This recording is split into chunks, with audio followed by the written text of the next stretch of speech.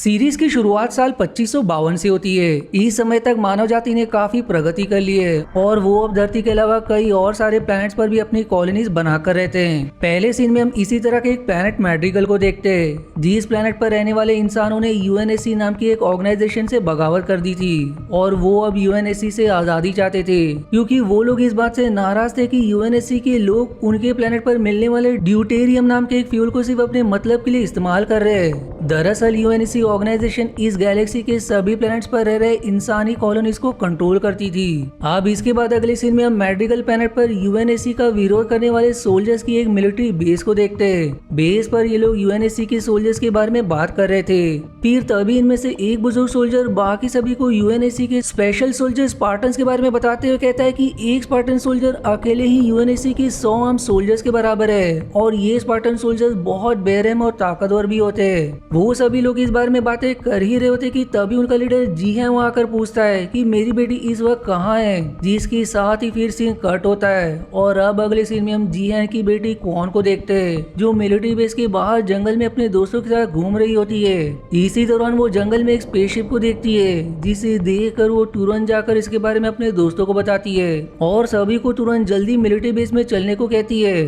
पर कौन के दोस्तों को लग रहा था कि वो इनसे मजाक कर रही है, लेकिन जल्दी शिप से कुछ एलियंस बाहर आकर उन सभी पर हमला कर देते हैं। जिस हमले में कौन के सभी दोस्त मारे जाते हैं, जिसके बाद वो मिलिट्री बेस को खतरे का सिग्नल देती है और तुरंत खुद भी बेस की तरफ भागने लगती है। उसकी सिग्नल को देखकर मिलिट्री बेस में सभी लोग अलर्ट हो जाते हैं और वहीं कौन किसी तरह से एलियंस के हमले से बचते हुए मिलिट्री बेस तक पहुंच जाती है, जहां आकर वो अपने पिता जिन्हा को समझाने की कोशिश करती है कि जिन्होंने हमला किया है वो यूएनएससी के सोल्जर्स नहीं है। लेकिन जिन्हा उसकी बात को इग्नोर करते हुए उसे बाकी छोटे बच्चों के साथ बेस में बने एक बंकर में जाकर छुपने को कहता है। इसलिए अब अपने पिता की बात मानकर कौन बाकी बच्चों के साथ जाकर बंकर में छिप जाती है। अब इसके बाद बेस पर बहुत सारे एलियंस हमला कर देते हैं, जिन एलियंस के पास काफी खतरनाक हथियार थे और इन्होंने काफी मजबूत आर्मर भी पहना हुआ था, जिसकी मदद से इनके ऊपर गोलियों का कोई असर नहीं हो रहा था। अब ये एलियंस बड़ी ही बेरहमी से वहाँ मौजूद इंसानों को मारने लगते हैं, लेकिन तभी कौन देखती कि लड़ाई के दौरान उसके पिता का पैर एक गाड़ी के नीचे फंस गया है, इसलिए वो उनकी मदद करने के लिए बंकर से बाहर निकल जाती है। पर अब उसके बाहर निकलते ही एक एलियन बंकर में छुपे हुए बच्चों को देख लेता है, जिसके बाद वो बंकर में घुसकर सभी बच्चों को मार देता है। अब इसके बाद वो एलियन जिन्हा को मारने के लिए आगे बढ़ता है, लेकिन तभी वहाँ पर यूएनएससी की एक स्पेसशिप आती है, जिसमें से स्पार्टन सोल्जर्स की एक टीम बाहर निकलती है। पहले तो जिन्हा को लगता है कि स्पार्टन्स उन पर हमला करने के लिए आए हैं, लेकिन जब वो देखता है कि स्पार्टन्स वहाँ एलियंस को मारकर इंसानों को बचा रहे तो उसे समझ आ जाता है कि स्पार्टन्स उन्हें बचाने के लिए यहाँ आए हैं। अब इसके बाद स्पार्टन एक एक करके एलियंस को मारने लगते हैं, जहाँ स्पार्टन्स बहुत शानदार तरीके से बड़े ही आसानी से उन एलियंस को मार रहे होते हैं। जिसी बीच एक एलियन कौन के पिता जिन्हें कुछ जान से मार देता है और अब वो कौन पर हमला करने के लिए उसके तरफ बढ़ने लगता है, लेकिन एक स्पार्टन सही समय पर वहाँ पहुंचकर कौन को बचा लेता है। पर एलियंस ने तब तक कौन को छोड़कर वहाँ मौजूद उसके सभी साथियों को मार दिया था। अब एलियंस को मारने के बाद स्पार्टन जंगल में मौजूद उनकी स्पेसशिप की छानबीन करने लगते हैं। जिसी दौरान वो देखते हैं कि ये एलियंस यहाँ एक गुफा में खुदाई करके कुछ ढूंढने की कोशिश कर रहे थे और इन्हें यहाँ एक कीस्टोन मिलता है। लेकिन स्पार्टन्स का लीडर जॉन जैसे इस कीस्टोन को छूता है तो वो कीस्टोन एक्टिवेट होकर चमकने लगता है और अब जॉन को कुछ विजन्स आने लगते हैं, जिन विजन्स में जॉन एक छोटे बच्चे को देखता है जो अपने डॉग और परिवार के साथ जंगल में पिकनिक मना रहा था। लेकिन जैसे ही जॉन की टीम की एक मेंबर किया जॉन को उस कीस्टोन से दूर करती है तो जॉन को ये विजन्स आने बंद हो जाते हैं। अब इसके बाद हम देखते हैं कि उन एलियंस में से एक अब भी इस गुफा में छुपा हुआ था, जो एलियन पहले जॉन को शूट करके मारने वाला था। लेकिन जब वो देखता है कि जॉन इस कीस्टोन को एक्टिवेट कर सकता है तो डर के मारे वहाँ से इनविजिबल होकर भागने लगता है। अब स्पार्टन्स का पीछा करते हुए कौन भी गुफा तक पहुंच गई थी और जब वो एलियन बचकर वहाँ से भाग रहा होता है तो वो कौन से टकरा जाता है, जिस टक्कर में वो बेहोश हो जाती है। लेकिन वो एलियन एक छोटी स्पेसशिप में बैठकर वहाँ से भाग जाता है, जिसके बाद गुफा से बाहर आने पर जॉन देखता है कि कौन बेहोश पड़ी है। अब ये देखकर जॉन अपनी टीम को एलियंस की इस स्पेसशिप को रिसर्च के लिए यूएनएससी हेडक्वार्टर्स ले जाने के लिए कहता है और खुद अकेले अपनी स्पेसशिप से कौन को यूएनएससी हेडक्वार्टर्स ले जाने का फैसला करता है। अब अगले सीन में हम यूएनएससी के हेडक्वार्टर्स को देखते हैं, जो रीच नाम के प्लेनेट पर होता है। इस हेडक्वार्टर की एक UNSC scientist doctor Halsey Madrigal पर चल रही स्पार्टन्स की वीडियो रिकॉर्डिंग को देख रही होती है कि तभी उसकी लैब में यूएनएससी की एडमिरल मार्गरेट आती जाती है, जो डॉक्टर एल्सी को खबर करती है कि एलियंस के हमले में जो मेडिकल प्लैनेट पर लोगों की मौत हुई है उसकी वजह से यूएनएससी की बहुत बदनामी हुई है, क्योंकि यूएनएससी उन्हें एलियन से नहीं बचा पाई, लेकिन उनमें से कौन नाम की एक लड़की जिंदा बचा ली गई है। और अगर कौन मीडिया के सामने ये इंटरव्यू दे कि स्पार्टन्स ने उसे और उसके लोगों को बचाने के लिए एलियन से मुकाबला किया, तो उसके बाद सभी प्लैनेट्स पर रहने वाले लोगों की नजरों में यूएनएससी वाले हीरो बन जाएंगे। आगे वो कहती कि कौन के इस बारे में बात करने की जिम्मेदारी मैंने मिरांडा को दी है, जो इतना कहकर वहाँ से चली जाती है। दरअसल मिरांडा डॉक्टर एल्सी की बेटी थी और वो भी यूएनएससी की एक साइंटिस्ट थी। अब मार्गरेट के वहाँ से जाने के बाद डॉक्टर एल्सी अपने लैब में बने कमरे में जाती है और यहाँ हम देखते हैं कि डॉक्टर एल्सी ने यहाँ अपना एक क्लोन बना रखा है। वहीं दूसरी तरफ अंतरिक्ष में हम एलियंस के बेस को देखते हैं, जहाँ एलियंस का एक लीडर मैकी नाम की एक इंसानी लड़की से जाकर मिलता है और वो उसे बताता है कि कीस्टोन अब इंसानों के हाथ लग गया है, पर उनमें से एक इंसान ने जब उसे छुआ तो वो बिल्कुल वैसे ही चमक रहा था जैसा कि तुम्हारे छूने पर चमकता था। अब यहाँ इनकी बातों से हमें पता चलता है कि एलियंस मेडिकल प्लैनेट पर कोई सीक्रेट चीज ढूंढने गए थे, लेकिन वो चीज उन्हें वहाँ नहीं मिल पाई। फिर अगले सीन में हम मिरांडा को देखते हैं, जो स्पेसशिप में कॉन के होश में आने पर उससे कहते हैं कि अगर तुम मीडिया के सामने ये कह दो कि स्पार्टन्स ने तुम्हें एलियन से बचाया है, तो तुम्हारा ये इंटरव्यू देखकर दूसरे प्लैनेट के इंसानों का यूएनएससी पर भरोसा और भी ज्यादा बढ़ जाएगा। लेकिन अब कौन मिरांडा से कहती कि अगर यूएनएससी ने मेरे प्लैनेट मैड्रिगल को आजाद नहीं किया तो मैं सबके सामने इंटरव्यू में ये कहूंगी कि स्पार्टन सोल्जर्स और यूएनएससी के सोल्जर्स ने मैड्रिगल के लोगों को मारा है और मुझे जबरदस्ती अगवा करके लाए है, जो जानकर दूसरे प्लैनेट वालों का यूएनएससी पर से भरोसा उठ जाएगा, जिससे वो लोग भी यूएनएससी से आजादी की मांग करने लगेंगे। इसी दौरान दूसरी तरफ जॉन कॉल करके डॉक्टर हेल्सी को अपने विजन्स के बारे में बताता है, जिसे सुनकर डॉक्टर हेल्सी समझ जाते हैं कि उस कीस्टोन को छूने से जॉन की पुरानी याददाश्त वापस आ रही है और ये विजन्स उसके बचपन की मेमोरीज है जो कि उसने मिटा दी थी। इसलिए डॉक्टर हेल्सी जॉन को उस कीस्टोन से दूर रहने को कहती है। फिर अगले सीन में हम मिरांडा के पिता कैप्टन जेकब को देखते हैं, जहाँ जेकब मिरांडा को बताता है कि यूएनएससी ने कॉन को मारने का आदेश दिया है क्योंकि वो यूएनएससी को ब्लैकमेल करने की कोशिश कर रही है। मिरांडा भी जानकर बहुत नाराज होती है, लेकिन वो चाहकर भी कॉन को नहीं बचा सकती थी क्योंकि ये आदेश यूएनएससी के पॉलिटिशियंस ने दिए थे। पर अब इसके बाद जब स्पेसशिप में जॉन को कॉन को मारने का आदेश मिलता है तो उसे महसूस होने लगता है कि कॉन एक बेगुनाह लड़की है, इसलिए कॉन को बचाने के लिए जॉन स्पेसशिप के सभी कैमरास को ऑफ कर देता है। अब जॉन की इस हरकत से यूएनएससी हेडक्वार्टर्स में सभी समझ जाते हैं कि जॉन जरूर उनके आदेश का पालन नहीं कर रहा है, इसलिए मॉर्गन उनकी स्पेसशिप को हेडक्वार्टर में लैंड करते ही जॉन और कॉन को गिरफ्तार करने का आदेश दे देती है। वहीं दूसरी तरफ स्पेसशिप में जब कॉन जॉन पर वहीं रखी एक गन पॉइंट करती है तो जॉन उसे समझाता है कि इस गन की बुलेट्स का मेरे आर्मर पर कोई असर नहीं होगा। और अब अपने आप पर भरोसा दिलाने के लिए जॉन कॉन के सामने अपना हेलमेट उतारकर उसे अपना चेहरा दिखाता है। साथ ही वो उसे यूएनएससी के उसे मारने का आदेश के बारे में भी बताता है, जिसकी कुछ देर बाद जब उनकी स्पेसशिप हेडक्वार्टर्स में लैंड होती है तो यूएनएससी सोल्जर्स उनकी स्पेसशिप पर हमला करके उसे खराब कर देते और फिर स्पेसशिप को चारों तरफ से घेर लेते, जो देखकर जॉन समझ जाता है कि ये लोग अब उन्हें गिरफ्तार करने वाले। इसलिए दूसरा कोई रास्ता ना होने के कारण जॉन फिर से उस कीस्टोन को छूता है, जिसके कारण वो एक्टिवेट हो जाता है और अब उसमें से एक एनर्जी बीम निकलती है, जिससे पूरे यूएनएससी हेडक्वार्टर्स का सिस्टम थोड़ी देर के लिए बंद हो जाता है और जॉन की स्पेसशिप भी अपने आप ही ठीक हो जाती है, जिसका फायदा उठाकर जॉन अपनी स्पेसशिप की मदद से वहां से बचकर भाग निकलता है। जिस सीन के साथ ये पहला एपिसोड यहीं एंड हो जाती है। अब एपिसोड 2 की शुरुआत पास से होती है, जहां हम स्पार्टन ट्रेनिंग सेंटर में यंग जॉन को देखते हैं। रात के वक्त जॉन देखता है कि उसका दोस्त सोरियन चुपचाप वहां से भागने की कोशिश कर रहा है, जो देखकर जॉन उस पर गन पॉइंट करके उसे रोकने की कोशिश करता है। लेकिन फिर सोरेन जॉन से कहता है कि यूएनएससी वाले हमें सिर्फ एक हथियार की तरह इस्तेमाल कर रहे हैं, पर मैं एक आजाद इंसान की तरह अपनी जिंदगी बिताना चाहता हूँ, इसलिए अब मैं यूएनएससी के लिए अपनी जान दांव पर नहीं लगाना चाहता। जिसके बाद अब सोरेन जॉन को भी अपने साथ वहाँ से भागने का सुझाव देता है, पर जॉन सोरेन के साथ जाने से मना कर देता है, लेकिन वो सोरेन को वहाँ से भाग जाने की परमिशन दे देता है, जिसके बाद सोरेन वहाँ से चला जाता है।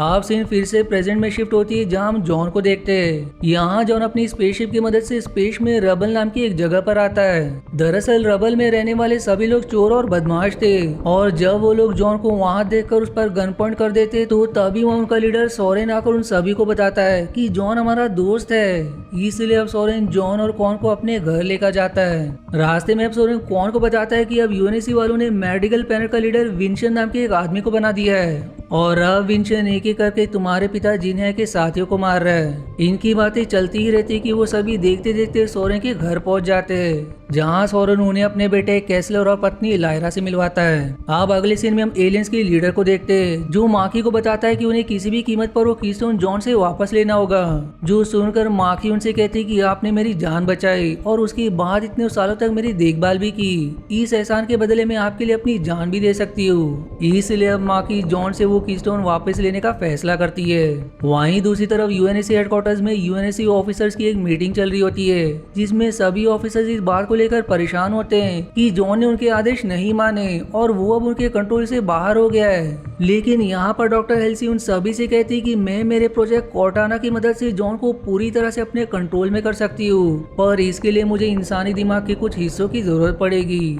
जिसके लिए वो यूएनएससी ऑफिसर से ह्यूमन क्लोनिंग करके क्लोन्स के दिमाग का हिस्सा इस्तेमाल करने की परमिशन मांगती है, जिसकी परमिशन उसे मिल भी जाती है। अब अगले सीन में हम सोरेन को देखते हैं, जो जॉन से कहता है कि तुम्हारी पीठ पर जो पैलेट लगा हुआ है वो तुम्हारी फीलिंग्स को दबा देता है और अगर तुम्हें अपनी जिंदगी की अच्छी चीजों को महसूस करना है तो तुम्हें अपने पैलेट को निकाल देना चाहिए। जो सुनकर जॉन सोच में पड़ जाता है। अब इसके बाद सोरेन जॉन को गुड नाइट कहकर सोने के लिए अपने रूम में चला जाता है। पर अब अगले दिन जब जॉन सोरेन को उस कीस्टोन के बारे में बताता है तो सोरेन उसे रेत नाम के इंसान के पास लेकर जाता है। दरअसल कुछ समय पहले रेत को एलियंस ने अगवा कर लिया था, जिसके बाद उसकी दिमागी हालत थोड़ी खराब हो गई थी। अब जब जॉन रेत को वो कीस्टोन को दिखाकर उसके बारे में पूछता है तो रेत उसे बताते हुए कहता है कि जब मैं एलियंस की स्पेसशिप में था तो उन्होंने मुझे इसे छूकर एक्टिवेट करने को कहा, लेकिन मैं इसे एक्टिवेट नहीं कर पाया क्योंकि ऐसा कोई खास इंसान ही कर सकता है। अब ये सब बताने के दौरान ही रेत अचानक से उस कीस्टोन को उठाकर जॉन पर वार करता है, लेकिन जैसे ही जॉन उसे छूता है तो कीस्टोन फिर से एक्टिवेट हो जाता है, जिसे देखकर रेत बहुत डर जाता है। जो अब जॉन से कहता है कि अभी कीस्टोन को एक्टिवेट होने पर जो एनर्जी का गोला तुमने देखा था एलियंस वहीं पहुंचना चाहते हैं, क्योंकि वहाँ एक ऐसा हथियार मौजूद है जिसका इस्तेमाल करके सभी इंसानों को मारा जा सकता है और इसीलिए एलियंस इस गोले के बारे में जानना चाहते हैं। अब ये सब सुनकर जॉन सोरेन से कॉन का ख्याल रखने को कहता है और अब वो कीस्टोन को लेकर डॉक्टर हेल्सी से मिलने यूएनएससी हेडक्वार्टर्स पहुंच जाता है, क्योंकि उसे उम्मीद थी कि डॉक्टर हेल्सी उसे उस कीस्टोन के बारे में सही जानकारी दे सकती है। जहां पहुंचने पर डॉक्टर हेल्सी जॉन से मिलती है और उसे इस कीस्टोन के बारे में समझाने में मदद करने का वादा करती है, जिसके बाद वो अपनी लैब में जाकर कुछ सोचते हुए अपने क्लोन को चेंबर से बाहर निकालती है, जिसके बाद वो क्लोन जिंदा हो जाता है। जिसी सस्पेंस सीन के साथ ये एपिसोड 2 यहीं समाप्त हो जाती है। अब एपिसोड 3 की शुरुआत फिर से पास से होती है, जहां हम ओबैन नाम का एक प्लेनेट देखते हैं। कुछ सोल्जर्स इस प्लेनेट पर रहने वाले लोगों से बाकी प्लेनेट के लोगों का कचरा जबरदस्ती रिसाइकल करवाते थे। जिसी बीच हम वहां छुपे हुए 2 छोटे बच्चों को देखते हैं, जिनमें से एक लड़का अपनी दोस्त को कहानी की किताब से एक कहानी पढ़कर सुना रहा था, लेकिन तभी एक सोल्जर उन्हें देख लेता है, जिसके बाद वो बेरहमी से उन्हें मार डालता है, क्योंकि वो लड़का कचरा रिसाइकल नहीं करना चाहता था और अब वो सोल्जर्स उसकी दोस्त को भी मारने वाले होते हैं। लेकिन तभी वहाँ कुछ एलियंस हमला कर देते हैं, जो उन सोल्जर्स को मारकर उस लड़की को बचा लेते हैं। जिन एलियंस के हाथ में एक डिवाइस भी था और जब वो डिवाइस को उस लड़की के पास लेकर आते तो वो एकदम से चमकने लगता है, जिसे देखकर उनमें से एक एलियन कहता है कि ये वही इंसान है जिसे हम ढूंढ रहे हैं। जिसके बाद ये सीन यहीं कट हो जाता है और अब सीन प्रेजेंट टाइम में शिफ्ट हो जाती है, जहां हम माकी के हाथ में उसी कहानी की किताब को देखते हैं, जिससे हम समझ जाते कि माकी ही वो लड़की थी जिसे एलियंस ने बचाया था। अब अगले सीन में हम डॉक्टर हेल्सी को फिर से देखते हैं, जो अपने क्लोन से बात कर रही होती है। डॉक्टर हेल्सी की क्लोन उसका यंग वर्जन थी, इसलिए उसे उन सब चीजों के बारे में पता था जिनके बारे में डॉक्टर हेल्सी जानती थी जब वो यंग थी। क्लोन अब हेल्सी से सवाल करती है कि उन छोटे बच्चों का क्या हुआ, जिस पर अब डॉक्टर हेल्सी जवाब देते कि स्पार्टन प्रोग्राम में ट्रेनिंग के दौरान आधे से ज्यादा बच्चे मारे गए और सिर्फ 35 बच्चे ही जिंदा बच पाए। अब इसके बाद डॉक्टर हेल्सी क्लोन के शरीर से उसकी दिमाग का एक हिस्सा निकाल लेती है जिससे क्लोन की मौत हो जाती है। और उसके बाद डॉक्टर हेल्सी का असिस्टेंट एडून क्लोन के शरीर को एसिड में डालकर खत्म कर देता है। अब इसके बाद डॉक्टर हेल्सी जॉन के दिमाग में क्लोन के दिमाग का हिस्सा इंजेक्ट कर देती है। जो प्रोसेस कंप्लीट होने के बाद डॉक्टर हेल्सी कॉर्टाना का नाम पुकारती है, जिसके बाद वहाँ अचानक से कॉर्टाना नाम की एक एआई प्रोग्राम आ जाती है। अब अपने इस एक्सपेरिमेंट के सफल होने के बाद डॉक्टर हेल्सी बहुत खुश हो जाती है। तब कॉर्टाना डॉक्टर हेल्सी से सवाल करती है कि आपने मुझे जॉन के पूरे दिमाग को कंट्रोल करने के लिए बनाया है, लेकिन मैं अभी ऐसा क्यों नहीं कर पा रही हूँ। जिसके जवाब में डॉक्टर हेल्सी कहती है कि मैंने अभी तुम्हें जॉन के दिमाग के एक छोटे से हिस्से का कंट्रोल दिया है और मैं ये देखना चाहती हूँ कि कीसों को छूने से इसका जॉन के शरीर पर क्या असर पड़ता है, इसलिए मैंने अभी तुम्हें उसके पूरे दिमाग का कंट्रोल नहीं दिया है। वहीं दूसरी तरफ कॉन न्यूज चैनल पर देखते हैं कि विंचर अब यूएनएससी से शांति प्रस्ताव करने वाला है, जिसके बाद मेडिकल यूएनएससी का गुलाम बन जाएगा। जो देखकर कॉन सोरेन से उसे मेडिकल लेकर चलने को कहता है, क्योंकि मेडिकल में अभी भी उसके पिता के कई साथी जिंदा थे और उनके साथ मिलकर वो विंचर के खिलाफ लड़ना चाहती थी। लेकिन सोरेन कॉन को वहां ले जाने से मना कर देता है, क्योंकि उसने जॉन से कॉन को सुरक्षित रखने का वादा किया था और मेडिकल पर कॉन को विंचर से खतरा था। अब अगले सीन में हम देखते हैं कि अंतरिक्ष में यूएनएससी की एक स्पेसशिप कहीं जा रही होती है, पर रास्ते में उन्हें एलियंस की एक स्पेसशिप दिखाई देती है। जहां यूएनएससी की स्पेसशिप के कैप्टन को मदद के लिए एलियंस की स्पेसशिप से एक सिग्नल मिलता है, जिसमें एक लड़की काफी डरी हुई आवाज में कह रही होती कि उसके परिवार को एलियंस ने मार दिया है और अब वो अकेले स्पेसशिप पर जिंदा बची है। वो आगे ये भी कहती है कि स्पेसशिप का इंजन खराब हो गया है, इसलिए एलियंस एक छोटी स्पेसशिप की मदद से यहाँ से चले गए। जो जानकर अब स्पेसशिप का कैप्टन उस लड़की की मदद के लिए उसे स्पेसशिप के अंदर ले आता है, लेकिन ये लड़की कोई और नहीं बल्कि मैकी थी। और अब स्पेसशिप के अंदर आने के बाद मैकी अपने कुछ अजीब से एलियन कीड़ों की मदद से स्पेसशिप में मौजूद सभी लोगों को मार गिराती है। जिसके बाद वो स्पेसशिप के कैप्टन से कीस्टोन की लोकेशन के बारे में पूछती है, पर जब कैप्टन उसे कुछ नहीं बताता तो मैकी उसे भी मार देती है। वहीं दूसरी तरफ जॉन के होश में आने पर डॉक्टर एल्सी उसे कॉर्टाना के बारे में बताती है, जिसके बाद वो उसे कीस्टोन के पास ले जाती है और उसे वो छूने को कहती है। और अब जैसे ही जॉन कीस्टोन को छूता है तो उसे फिर से अपने बचपन के विजन आने लगते हैं। पर अब जॉन के शरीर पर लगे सेंसर्स की मदद से डॉक्टर एल्सी को समझ आता है कि कीस्टोन को छूने के बाद जॉन का ब्लड प्रेशर एकदम से तेजी से बढ़ रहा है, इसलिए वो तुरंत उसे कीस्टोन से दूर हटने को कहती है। अब इसके बाद जब जॉन अपने कमरे में अकेला बैठा होता है तो उसे लगता है कि उसे उसके शरीर से पैलेट को निकाल देना चाहिए ताकि वो चीजों को अच्छे से महसूस कर सके। इसलिए वो एक चाकू की मदद से पैलेट को अपने शरीर से निकाल देता है, पर उसकी स्पार्टन टीम की एक मेंबर उसे ऐसा करते हुए देख लेती है। साथ ही कॉर्टाना इस बारे में डॉक्टर एल्सी को बता देती है। वहीं अब पैलेट निकलने के बाद जॉन पूरे शहर में घूमकर चीजों को महसूस करने लगता है। इसी दौरान वो एक डॉग को वहाँ देखता है, जिसे देखते उसे कुछ एहसास होता है, इसलिए वो सीधे हेडक्वार्टर्स पहुंचकर एक बार फिर से कीस्टोन को छूता है और इस बार वो अपने विजन में देखता है कि वो छोटा बच्चा कीस्टोन की पिक्चर्स बना रहा था। जो बच्चा अपनी माँ को बताता है कि इसके जैसा एक और कीस्टोन है और ये आपस में कनेक्ट हो जाते हैं। जीतने में ही उसके पिता उस बच्चे को जॉन कहकर पुकारते हैं, जिससे जॉन को पता चल जाता है कि ये विजन उसके बचपन की ही है। अब अपने विजन से बाहर आने के बाद जॉन कॉर्टाना की मदद से अपने विजन वाला प्लेनेट ढूंढ लेता है, जहाँ कॉर्टाना जॉन को बताती है कि कई सालों पहले उस प्लेनेट पर एक वायरस फैल गया था, जिसकी वजह से वहाँ रहने वाले ज्यादातर लोग मारे गए थे। जो अब जानने के बाद जॉन इस बारे में डॉक्टर हेल्सी से बताता है और फिर उसके साथ अपने प्लेनेट पर जाने का फैसला करता है। वहीं दूसरी तरफ कॉन सोरेन से कहती है कि मैं एक अमीर परिवार से हूँ और अगर तुम मुझे मेडिकल तक पहुँचा दोगे तो इसके बदले मैं तुम्हें बहुत सारा पैसा दूंगी। इसलिए पैसों के लालच में सोरेन कॉन को अपनी स्पेसशिप में बिठाकर मेडिकल प्लेनेट पर जाने के लिए रवाना हो जाता है।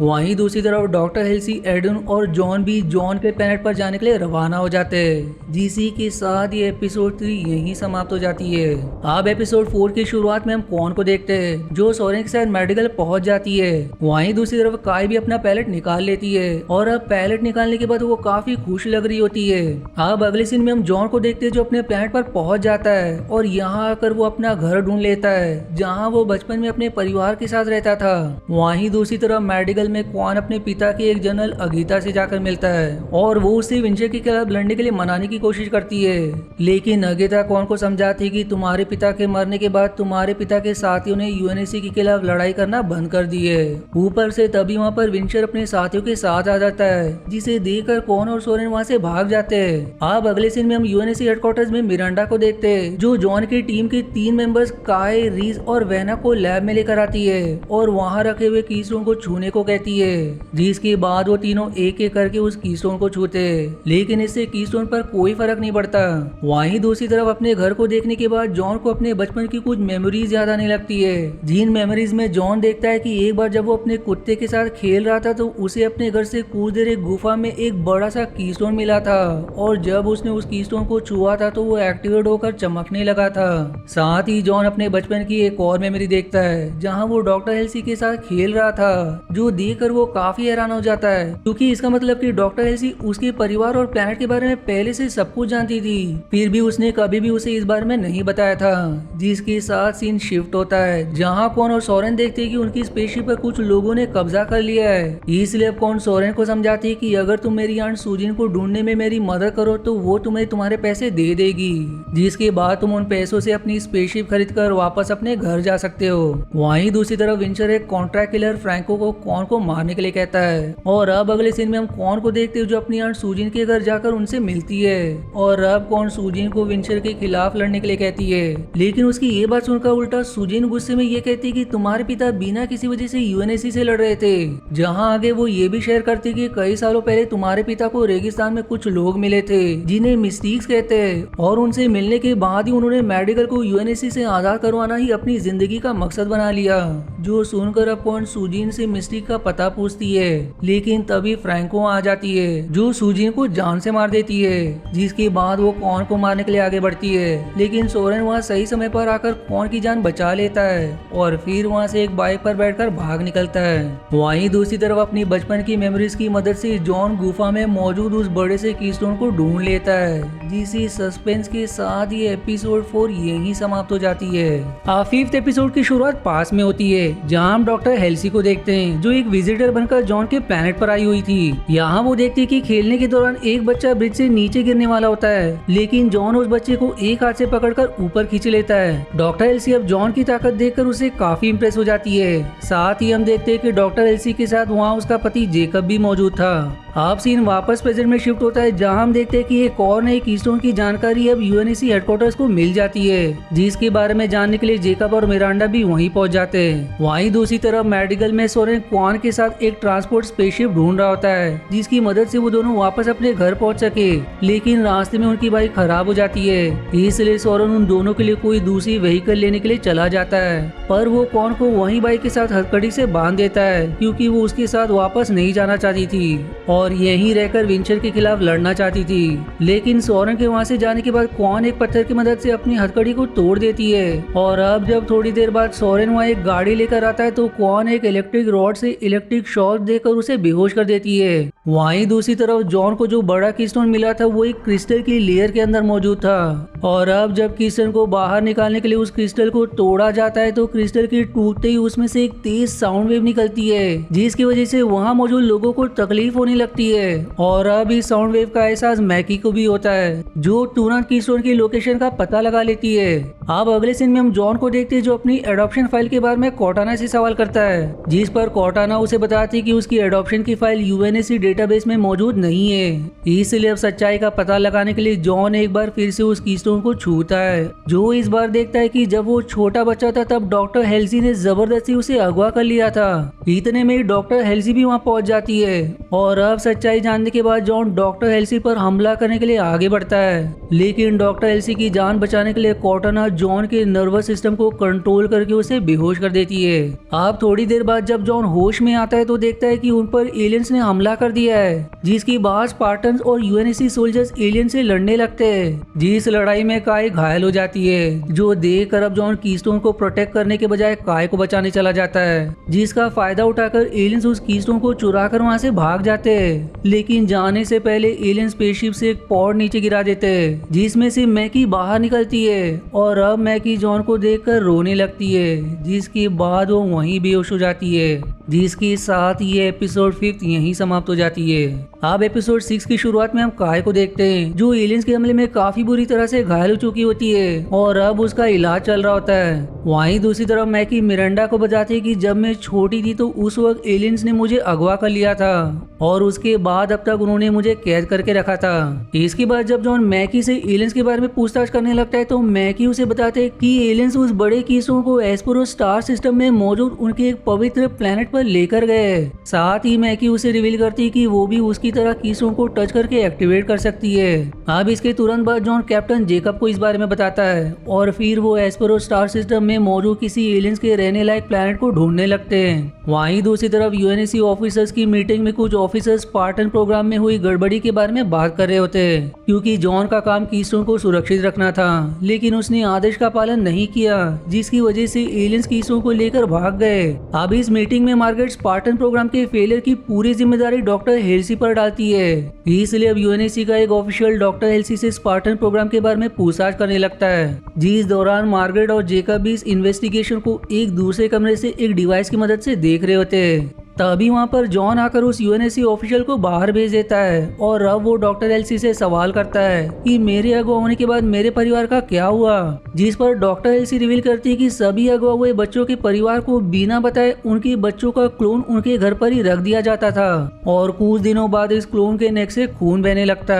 जिसके बाद उनकी मौत हो जाती, जो देखकर उनके परिवार को लगता था कि उनके बच्चे की मौत हो चुकी है। जो सब बातें मिरांडा भी सुन रही होती है। अब इसके बाद जॉन काय से जाकर मिलता है और उसे स्पार्टन मिशन की सच्चाई के बारे में बता देता है। फिर अगले सीन में हम मार्गरेट और डॉक्टर हेल्सी को देखते हैं, जो स्पार्टन प्रोग्राम के बारे में बातें कर रहे होते हैं। यहाँ उनकी बातों से हमें पता चलता है कि स्पार्टन प्रोग्राम में डॉक्टर हेल्सी के अलावा मार्गरेट और जेकब भी शामिल थे। और फिर यहाँ पर मार्गरेट डॉक्टर हेल्सी को बताती कि तुम्हें अब स्पार्टन प्रोग्राम से बाहर निकालकर बैरियर मून्स नाम की जगह पर ट्रांसफर किया जा रहा है, जिसके बाद स्पार्टन्स की जिम्मेदारी मिरांडा को दी जाएगी। अब अगले सीन में हम मिरांडा को देखते हैं, जो जॉन को बताती है कि उसका और मैकी का डीएनए स्ट्रक्चर बाकी इंसानों से बिल्कुल अलग है और उन दोनों का भी डीएनए स्ट्रक्चर बिल्कुल एक जैसा है। दूसरी तरफ काफी ढूंढने पर भी यूएनएससी वालों को एस्पेरो स्टार सिस्टम में कोई प्लेनेट नहीं मिलता, जिस बात से जॉन गुस्सा हो जाता है, जो जाकर इस बारे में मैकी को बताता है। पर इसी दौरान जॉन की तबीयत एकदम खराब होने लगती है, जो देखकर मैकी उसे बताती है कि कीस्टोन को छूने की वजह से उसकी हालत खराब हो रही है, लेकिन अगर वो इस कीस्टोन से लड़ने के बजाय अगर इसके सामने सरेंडर कर देगा तो वो कीस्टोन जॉन का गुलाम बन जाएगा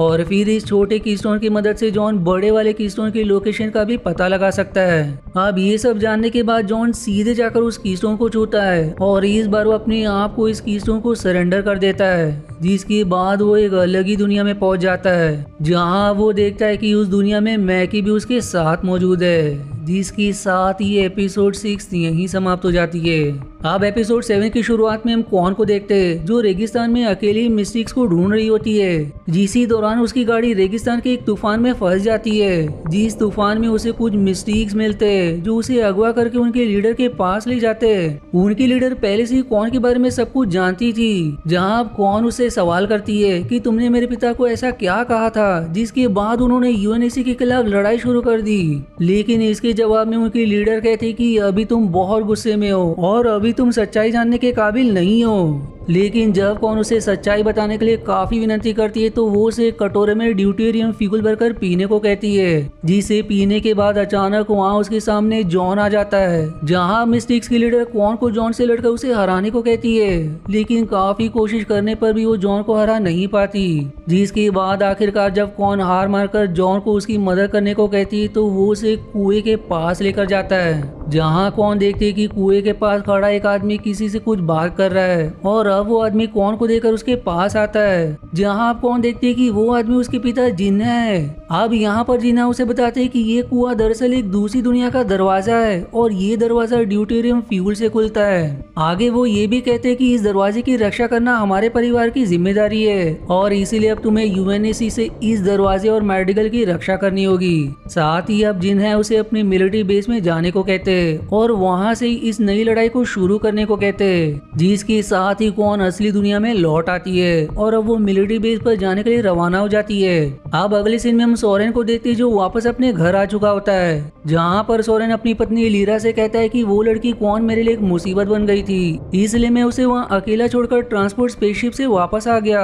और अब तक शायद उसे विंचर के लोगों ने मार भी दिया होगा। लेकिन लायरा उसे बताती कि कॉन अभी भी जिंदा है, क्योंकि विंचर ने उस पर रखे इनाम को अब 3 गुना बढ़ा दिया है। वहीं दूसरी तरफ विंचर अगाथा से कॉन के बारे में पूछ रहा होता है, लेकिन अगाथा कहती है कि मुझे कॉन के बारे में कुछ भी नहीं पता। पर तभी विंचर को पता चलता है कि कि कौन जिन्हा के मिलिट्री बेस में है, जिसके बाद अब विंचर अगाथा को गोली मार देता है और फिर अपनी आदमियों के साथ मिलिट्री बेस में जाने के लिए रवाना हो जाता है। अब अगले सीन में हम कौन को देखते हैं जो बेस पर को ढूंढ रही होती है, लेकिन तभी वो देखते हैं कि उसे ढूंढते वहाँ सोरेन भी आ गया है। अब सोरेन को देखकर वो उस पर गन पॉइंट कर देती है, लेकिन सोरेन उससे कहता है कि मैंने जॉन से तुम्हें सुरक्षित रखने का वादा किया था, इसलिए मैं तुम्हें यहाँ विंचर से बचाने आया हूँ। पर इतने में ही वहाँ विंचर अपनी आदमियों के साथ पहुंच जाता है, जिसे देखकर वो दोनों अंदर जाकर छिप जाते हैं। अब इनसे बचने के लिए कौन एक प्लान बनाती है और वो सोरेन से कहती है कि ये जगह हाइड्रोजन से भरी हुई है, इसलिए मैं सप्लाई को ऑन करके इन पाइप्स में हाइड्रोजन भर दूंगी, जिसके बाद हम उसमें आग लगा देंगे, जिसमें विंचर और उसके लोग मारे जाएंगे।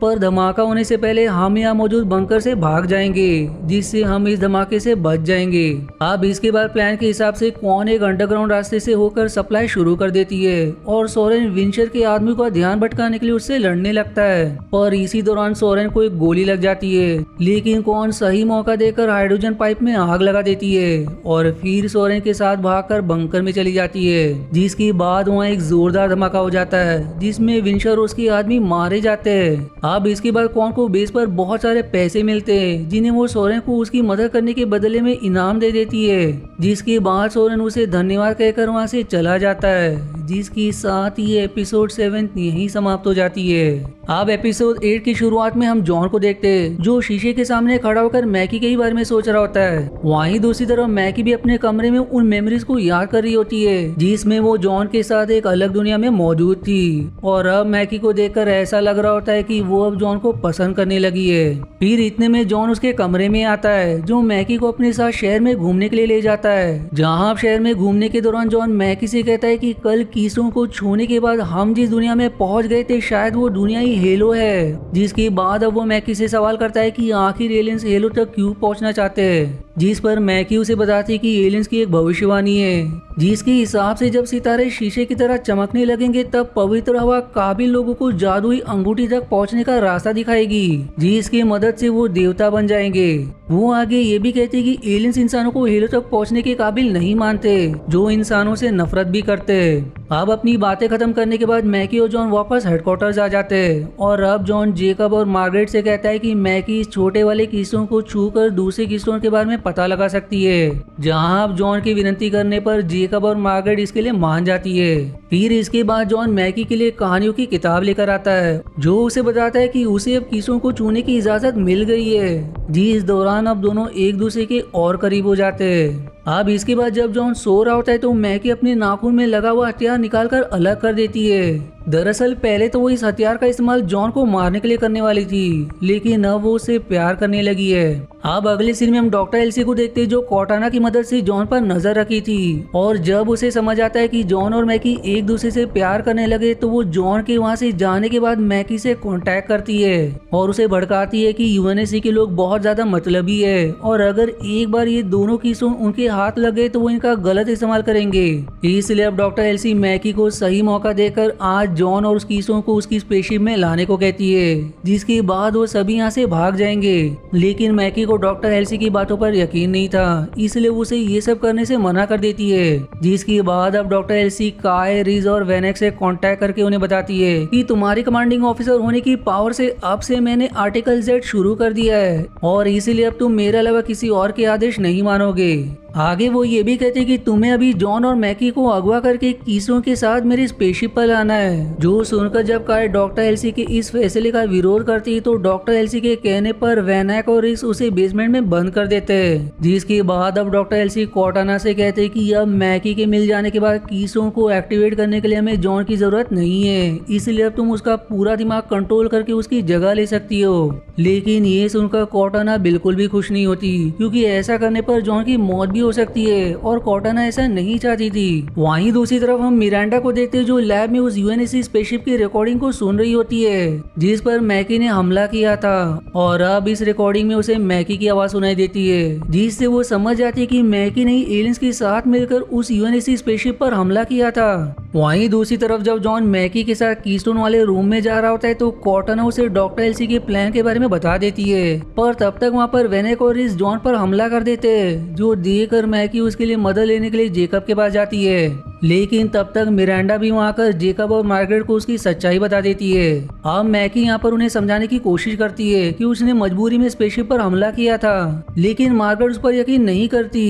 इसलिए मार्गरेट के कहने पर एक सोल्जर मैकी को टॉर्चर करने लगता है, जिस दौरान मैकी को अपने बचपन की मेमोरीज याद आने लगती है, जहाँ उसके दोस्त को मारने के बाद उसे इसी तरह से टॉर्चर किया जा रहा था। और अब इसी गुस्से में मैकी कीस्टोन को टच कर लेती है, जिसके बाद उसमें से एक एनर्जी बीम निकलती है, जिससे वहाँ मौजूद लोग बेहोश हो जाते हैं। और अब एक बार फिर से जॉन और मैकी हेलो वर्ल्ड में पहुंच जाते हैं, जहाँ मैकी जॉन से मिलकर उसे अलविदा करती है, जिसकी बाद वहाँ से चली जाती है। और फिर ये एपिसोड 8 यहीं समाप्त हो जाता है। अब सीरीज के आखिरी एपिसोड की शुरुआत में हम देखते हैं कि एनर्जी बीम की वजह से रीज और वेनक बेहोश हो जाते हैं, जिसके बाद जॉन तुरंत कीस्टोन वाले रूम तक पहुंच जाता है। लेकिन यहाँ पर मिरांडा उसे बताती है कि मैकी कीस्टोन को लेकर भाग गई है, इसलिए अब जॉन मैकी को रोकने जा रहा होता है, पर रास्ते में रीज और वेनक उसे रोकने के लिए उस पर और काय पर गन पॉइंट कर देते हैं। और अब यहाँ पर जॉन उन दोनों को बता देता है कि जब वो लोग बचे थे तो उन्हें डॉक्टर हेल्सी ने जबरदस्ती अगवा कर लिया था और बाद में उनकी जगह पर उनके क्लोन्स उनके परिवार को दे दिए थे।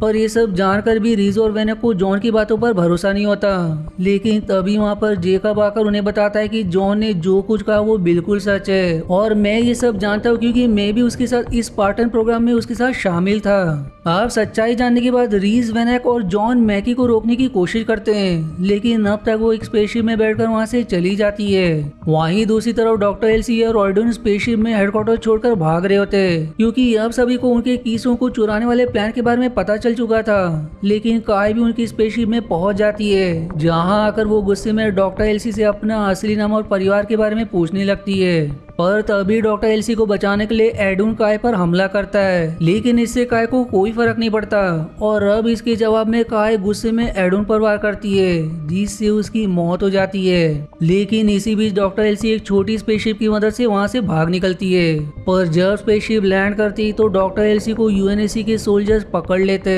और उसे अरेस्ट करके हेडक्वार्टर्स ले आते। अब अगले सीन में हम जॉन को देखते हैं, जो अब एलियंस की पवित्र जगह को ढूंढने के लिए अपनी स्पार्टा टीम के साथ एस्पेरो स्टार सिस्टम की तरफ रवाना हो जाता है। जहां सफर के दौरान कॉर्टाना जॉन को बताती है कि डॉक्टर हेल्सी ने उसे जॉन के ब्रेन का पूरा कंट्रोल करने का आदेश दिया था, जिससे जॉन मारा जाता और बाद में उसकी बॉडी का पूरा कंट्रोल कॉर्टाना के पास आ जाता। वो ये भी रिवील करती कि शुरुआत में मुझे इसी चीज के लिए बनाया गया था, लेकिन सिर्फ आप ही थे जो कीसों को एक्टिवेट कर सकते थे, इसलिए जब तक डॉक्टर हेल्सी को मैकी के बारे में पता नहीं चला था तब तक उसने मुझे आपके ऊपर पूरा कंट्रोल करने से मना किया था। अब इसके बाद अगले सीन में हम मैकी को देखते हैं, जो एलियंस की पवित्र जगह पर पहुंच जाती है, जो कीस्टोन को एलियंस के लीडर को दे देती है। वहीं दूसरी तरफ इन्वेस्टिगेशन रूम में डॉक्टर हेल्सी से मिलने मिरांडा वहां आती है, जो डॉक्टर हेल्सी को बताती है कि यूएनएससी ने उसे मौत की सजा दी है। लेकिन मिरांडा के वहां से जाने के थोड़ी देर बाद ही अचानक से डॉक्टर हेल्सी की नाक से खून बहने लगता है और देखते ही देखते उसकी मौत हो जाती है। लेकिन मिरांडा को समझ आ जाता है कि असल में यह डॉक्टर हेल्सी नहीं बल्कि उसका क्लोन है। वहीं दूसरी तरफ जॉन एस्पेरो स्टार सिस्टम में छुपे हुए एलियंस के ग्रह को ढूंढ लेता है, जिसके बाद वो अपनी टीम के साथ एलियंस की पवित्र जगह पर हमला कर देता है। जिस वक्त यहाँ पर एलियंस ने दोनों कीस्टोन्स को आपस में जोड़ दिया था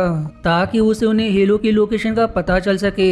और फिर तभी वहाँ अचानक से हजारों एलियंस आकर जॉन और उसकी टीम पर हमला कर देते और उन पर भारी पड़ने लगते, जो देखकर अब उन्हें बचाने के लिए मैकी उन कीस्टोन्स को छूती है, जिसके बाद उन कीस्टोन्स में से निकलने वाली एनर्जी एलियंस को दूर ढकल देती है और अब वहाँ हेलो तक जाने का नक्शा बनने लगता है। लेकिन इन कीस्टोन्स की पावर मैकी सहन नहीं कर पाती, जिससे उसकी मौत हो जाती है, जिसके बाद वो हेलो का नक्शा भी गायब हो जाता है। अब एलियंस वापस आकर फिर से जॉन और उसकी टीम से लड़ने लगते हैं और इस लड़ाई में जॉन काफी घायल हो जाता है, जो अब मरने से पहले वो कॉर्टाना से उसके शरीर का पूरा कंट्रोल लेकर इन कीस्टोन्स और अपनी टीम को बचाने को कहता है। इसलिए अब जॉन के मरते ही कॉर्टाना उसके पूरे शरीर का कंट्रोल ले लेती है, जो अब एलियन से लड़ते हुए किसी तरह से उन कीस्टोन्स को लेकर अपने टीम के साथ स्पेसशिप में बैठकर वहां से भाग जाती है। अब यहाँ पर कीस्टोन को छूने से इस बार वो एक्टिवेट नहीं होता, क्योंकि जॉन अब मर चुका था, क्योंकि अब उसके शरीर को कॉर्टाना कंट्रोल कर रही थी। फिर इसके बाद अगले सीन में हम डॉक्टर हेल्सी और एडोन को देखते हैं, जो अभी भी जिंदा होते हैं, जहाँ अब यूएनएससी वाले उन्हें ही ढूंढ रहे होते।